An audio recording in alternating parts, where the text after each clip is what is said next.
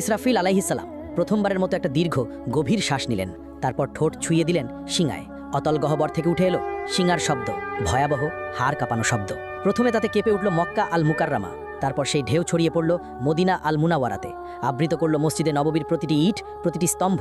কাঁপল Istanbul, দুলে উঠল ঐতিহাসিক আয়া সোফিয়া। লন্ডনে থেমে গেল বিগ বেনের সময়। নিউ ইয়র্কের আকাশচম্বী দালানগুলো গর্জে উঠল ভয়ের কম্পনে। টোকিওতে যন্ত্রপাতি ছিন্ন ভিন্ন হয়ে পড়ল। একই মুহূর্তে গোটা পৃথিবীর প্রতিটি প্রান্তে ছড়িয়ে পড়ল সেই বিকট শব্দ। আকাশের তারারা একে একে নিভে যেতে লাগলো। সেই দীপ্তিমান সূর্য ডুবে গেল অদৃশ্য অন্ধকারে, আর চাঁদ ভেঙে টুকরো টুকরো হয়ে গেল আকাশের বুকে। মুহূর্তেই সমগ্র মহাবিশ্ব এক বিশাল কবরস্থানে রূপ নিল। নেমে এলো নীরব নিস্তব্ধতা। সবকিছু সম্পূর্ণ অন্ধকার, সবকিছু মৃত্যু কোলে ঢলে পড়েছে, সবকিছু আচ্ছাদিত হয়ে গেল। শুধু আল্লাহ অবশিষ্ট রইলেন। ঘোষণা আসলো, আজ কার জন্য রাজত্ব? কিন্তু কেউ উত্তর দিল না। কতক্ষণ স্থায়ী হলো এই ভয়াবহ নীরবতা? 40 বছর, নাকি 40 দিন, নাকি 40 ঘন্টা? কেউ জানে না, কারণ সময়ও থেমে গেছে, স্থানও বিলীন হয়ে গেছে। শুধু আল্লাহ জানেন এই অপেক্ষার দৈর্ঘ্য কত হবে। মৃতরা মিশে গেছে মাটির সঙ্গে, হাড়গুলো মিশে গেছে ধুলায়, চুলগুলো পচে গেছে, নখেরও অস্তিত্ব নেই। কিন্তু আত্মাগুলো এখনও অপেক্ষায় আছে। বারজাকের জগতে তারা অপেক্ষা করছে, কারোর জন্য কবরের শাস্তি, কারোর জন্য কবরের নেয়ামত। কিন্তু সবাই অপেক্ষায়। তারপর এলো সেই পবিত্র মুহূর্ত। দ্বিতীয় আদেশ প্রতিধ্বনিত হলো, সিঙায় আবার ফু দাও ইসরাফিল। ফলে ইসরাফিল নিলেন দ্বিতীয়বার গভীর শ্বাস। কিন্তু এবার তা ভিন্ন, এবার তা জীবনের শ্বাস, এবার তা পুনরুত্থানের শ্বাস। ইসরাফিল দ্বিতীয়বারের মতো সিংগায় ফু দিলেন। শব্দ ছড়িয়ে গেল সর্বত্র। পৃথিবী ফেটে যেতে লাগলো প্রচণ্ড শব্দে। এক এক করে কবরগুলো খুলে গেল। ভেতর থেকে উঠল হাত, তারপর বাহু, তারপর মাথা। হাড়গুলো এক একে জোড়া লাগলো। মাংস জুড়ে গেল হাড়ের সঙ্গে, চুল গজিয়ে উঠল মাথায়, চোখ বসে গেল চোখের কোটরে। প্রতিটি মানুষ দাঁড়িয়ে গেল একে একে, ধুলো মাটিতে ঢাকা, অবাক, নগ্ন, ভীত আর কাঁপছে। তারা জিজ্ঞেস করলো, কে আমাদের ঘুম থেকে জাগালো? তারপর তারা মনে করলো সেই ভয়াবহ সত্য। তারা বলতে লাগলো, হায় আফসোস, আমাদের নবীগণ সত্য বলেছিলেন। এটাই সেই প্রতিশ্রুতি যা দয়াময় আল্লাহ দিয়েছেন। এই চিৎকার ছড়িয়ে পড়ল চারদিকে, প্রতিধ্বনিত হলো আর্তনাদ। কিন্তু এখন অনেক দেরি হয়ে গেছে। ভয়ঙ্কর ভয় বিরাজ করছে সবখানে। তারা পালানোর জায়গা খুঁজছেন, কিন্তু নেই। তারা লুকানোর জায়গা খুঁজছেন, কিন্তু তাও নেই। তারপর দূর থেকে ভেসে আসছে কণ্ঠস্বর। ফেরেশতাগণ বললেন, লাইন ধরো, সবাই হাসরের ময়দানে যাও। এই আদেশ শুনে মানুষ যেন পালহারা ভেড়ার পাল টেনে নেওয়া হচ্ছে একে একে, দলবদ্ধভাবে। কাঁপতে কাঁপতে হাঁটছে, শ্বাস আটকে যাচ্ছে, হৃৎপিণ্ড দ্রুত কাঁপছে। তারা ফিসফিস করছে, ইয়া রাব্বি, ইয়া রাব্বি। কিন্তু এখন অনেক দেরি হয়ে গেছে। যখন সুযোগ ছিল দুনিয়ায়, তখন তারা নামাজ পড়েনি, তখন তারা আল্লাহকে মনে রাখেনি। এখন মনে পড়ছে, কিন্তু খুব দেরি হয়ে গেছে। এদিকে হাসরের ময়দান পৃথিবীর মতো বিস্তৃত, বরং আরও প্রশস্ত। কোটি কোটি মানুষ, অসংখ্য প্রাণ একত্রে। আদম আলাইহিস সালাম থেকে শেষ নবজাতক পর্যন্ত সবাই এখানে উপস্থিত। অসংখ্য ভিড়, শ্বাস নেবার জায়গা নেই, চলাফেরার জায়গা নেই। মানুষ ভয়ে একে অপরকে চেপে ধরছে। সূর্যকে কাছে আনা হয়েছে, ঠিক মাথার উপরে, শুধু 1 মাইল দূরে। কি অসহ্য তাপ! শরীর থেকে ঘাম ঝরছে অবিরত। কেউ তাদের গোড়ালি পর্যন্ত ঘামে ডুবে আছে, এরা সামান্য পাপী। কেউ হাঁটু পর্যন্ত ডুবে আছে, এরা মাঝারি পাপী। কেউ কোমর পর্যন্ত ডুবে আছে, এরা অনেক পাপী। কেউ গলা পর্যন্ত ডুবে আছে, এরা মারাত্মক পাপী। কেউ ঘামের মধ্যে মুখ নাক ঢেকে আছে, এরা সবচেয়ে ভয়ঙ্কর পাপী। তারা ঘামে ডুবে যাচ্ছে, কিন্তু মরতে পারছে না, কারণ মৃত্যু আর নেই। এই শাস্তির মধ্যেই সময় অতিবাহিত হচ্ছে। বছরের পর বছর কেটে যাচ্ছে, তবুও তারা দাঁড়িয়ে হাসরের ময়দানে। 1000 বছর গেল, 2000 বছর গেল, 3000 গেল, 5000 গেল, 10,000 গেল, এইভাবে 50,000 বছর চলে গেল। তবুও তারা অপেক্ষায়, তারা কাঁদছে, ইয়া রাব্বি, ইয়া রাব্বি, আমাদের বিচার শুরু করো না এখনই। এই অপেক্ষা শাস্তির চেয়েও কঠিন। আমাদেরকে জাহান্নামে নিক্ষেপ করো, কিন্তু তবু এই অপেক্ষা শেষ করো। আমরা আর পারছি না। কিন্তু আল্লাহ, যিনি ন্যায় বিচারক, তাদেরকে অপেক্ষায় রাখলেন। কারণ দুনিয়ায় তারা তার আদেশকে অপেক্ষায় রেখেছিল। তারা সালাত বিলম্ব করেছিল, তারা তওবা পিছিয়ে দিয়েছিল। আর আজ তারাই অপেক্ষায়। এমন সময় জাহান্নামের আগমন। হঠাৎ দূর থেকে একটা ভয়ঙ্কর শব্দ ভেসে এলো, যেন 1000 আগ্নেয়গিরি বিস্ফোরিত হচ্ছে, যেন লক্ষ ভূমিকম্প একসঙ্গে ঘটছে। শব্দ ক্রমশ তাদের কাছে আসছে। মানুষ কানে আঙ্গুল দিচ্ছে, কিন্তু কোনো লাভ নেই। শব্দ তাদের হাড় কাঁপিয়ে দিচ্ছে, অস্থিমজ্জায় ঢুকে যাচ্ছে। তারপর দূর থেকে দেখা দিল জাহান্নাম, ভয়ঙ্কর জাহান্নাম, 70,000 শৃঙ্খল দিয়ে বাঁধা। প্রত্যেক শৃঙ্খলে 70,000 ফেরেশতা টেনে আনছে। জাহান্নাম যেন জীবন্ত দানব, রাগান্বিত, ক্ষুধার্ত আর বুনো। মানুষকে দেখে সে আরও দ্রুত ছুটতে চায়। শৃঙ্খল টেনে ধরে আছে ফেরেশতারা অত্যন্ত কষ্টে। জাহান্নাম গর্জে উঠছে, সে মানুষকে কেটে চায়। যখন হাসরের মাঠের দিকে আসে, তার ক্রোধ আর ধরে রাখা যায় না। হঠাৎ ভেতর থেকে বের হলো এক বিশাল অগ্নিপিণ্ড, একটি মোটো পাহাড়ের মতো আকারের জ্বলন্ত দাউ দাউ করা আগুন। বিদ্যুতের গতিতে হাসরের মাঠের দিকে ছুটে এলো। কয়েক সেকেন্ডের মধ্যে মানুষের কাছে পৌঁছে গেল। সেই আগুন দেখে মানুষ পাগল হয়ে গেল। তারা দৌড়াতে লাগলো, কিন্তু কোথায়? সেই জায়গা তো নেই। যেদিকে দৌড়াচ্ছে আগুন ওখানেই, যেদিকে তাকাচ্ছে আগুন সেখানেই। তারা লুকিয়ে যাবার জায়গা খুঁজছেন, নিজেদের মাটিতে ছুঁড়ে ফেলছেন, কিন্তু আগুন থেমে নেই, এগিয়ে আসছেই অবিরত। মাত্র কয়েক সেকেন্ড বাকি। এর মধ্যেই এটি পুড়িয়ে ফেলবে সমগ্র হাসরের ময়দান।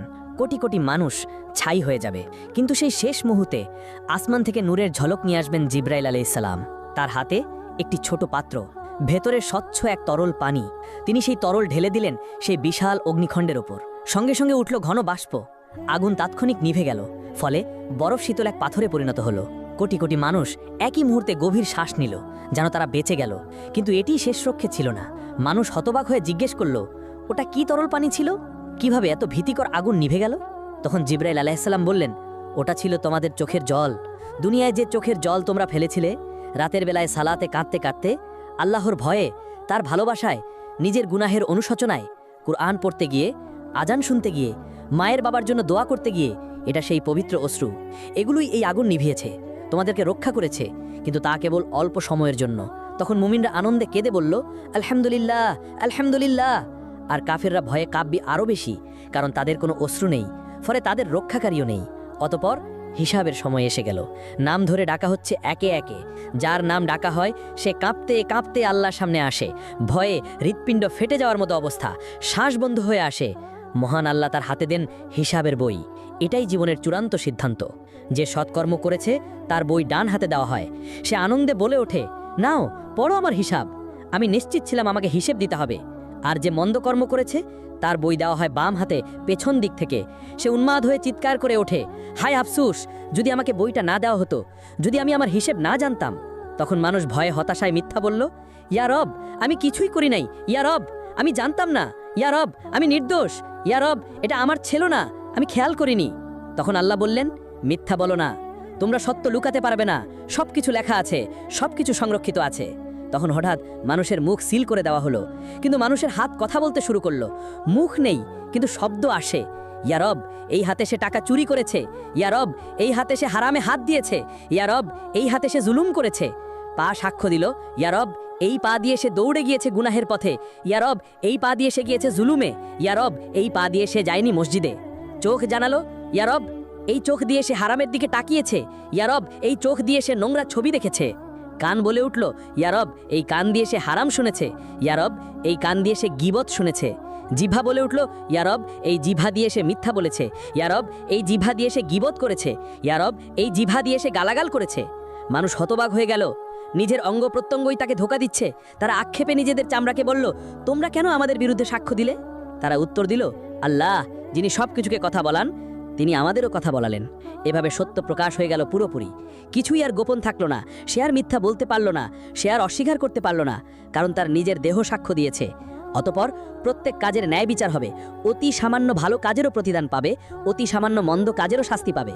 কিছু বান্দাকে আল্লাহ ক্ষমা করলেন তার রহমতে, তার করুণায়, কিন্তু অধিকাংশ যাবে জাহান্নামে। আদম সন্তানের প্রতি ১,৯৯৯ জন যাবে জাহান্নামে। এভাবে হিসাব শেষ হলো। এবার আসলো বিচ্ছেদের সময়। মানুষকে লোহার শৃঙ্খল গলায়, হাতে, পায়ে দিয়ে ভেড়ার পালের মতো টেনে নেওয়া হচ্ছে জাহান্নামের দিকে। তারা কাঁদছে, মিনতি করে, ইয়া রব, আমাদের আরেকবার সুযোগ দাও, আমাদেরকে দুনিয়ায় ফিরিয়ে দাও, আমরা নিজেদের ঠিক করব, আমরা ভালো হয়ে যাব। কিন্তু না, অনেক দেরি হয়ে গেছে, আর এমন সুযোগ নেই। ফেরেশতারা তাদেরকে টেনে নিয়ে যাচ্ছে নিষ্ঠুরভাবে। চলো, এটাই তোমাদের জায়গা। অতপর জাহান্নামের উপর বিস্তৃত হলো একটা সেতু, চুলের মতো সূক্ষ্ম, তরোয়ালের মতো ধারালো। হ্যাঁ, এটাই সিরাত। তাদেরকে তা অতিক্রম করতেই হবে।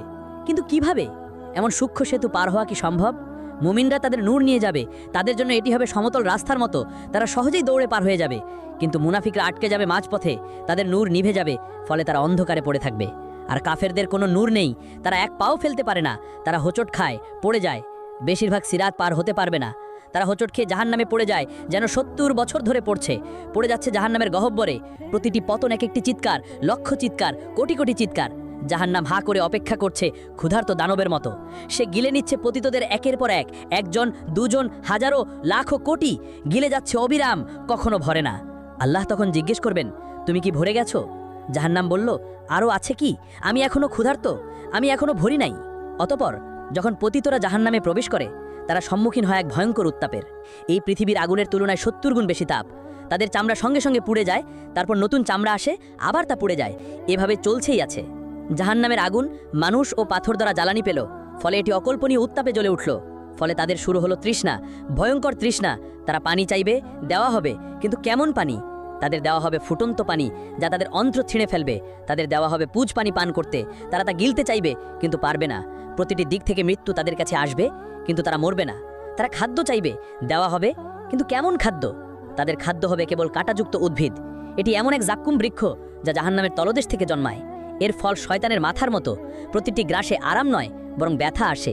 তারা না চাইলেও জোর করে তা তাদের খাওয়ানো হবে। জাহান্নামের শাস্তি শুধু উত্তপ্ত আগুন নয়, এখানে আছে জামহারির, যা ততটাই কষ্টদায়ক ঠান্ডা যেমন আগুনের উত্তাপ। অসহনীয় গরম আর ঠান্ডা প্রমাণ করে যে জাহান্নামের যন্ত্রণা সব দিক থেকে ঘিরে রাখবে। এখন সবাই তাদের স্থান খুঁজে নিয়েছে। জান্নাতের মানুষ জান্নাতে আর জাহান্নামের মানুষ জাহান্নামে। দরজাগুলো চিরতরে বন্ধ হয়ে গেছে, ভাগ্য নির্ধারিত হয়ে গেছে, চিরকালীন সময় শুরু হয়েছে, আর কোনো ফেরত নেই। জাহান্নামের মানুষ সেখানে চিরকাল থাকবে, চিরকাল, ট্রিলিয়ন বছর, কোয়াড্রিলিয়ন বছর, কখনো শেষ হবে না।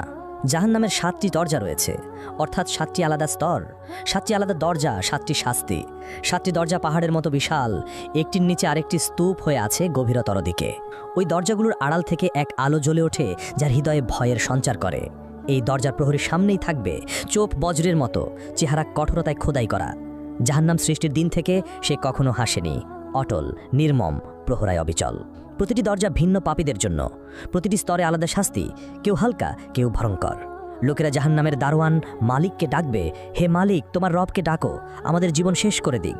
কিন্তু মালিক উত্তর দেবে শুধু নীরবতায়। প্রথম দরজা আকাশ কাঁপানো গর্জনে খুলবে, এর উপর লেখা থাকবে জাহান্নাম।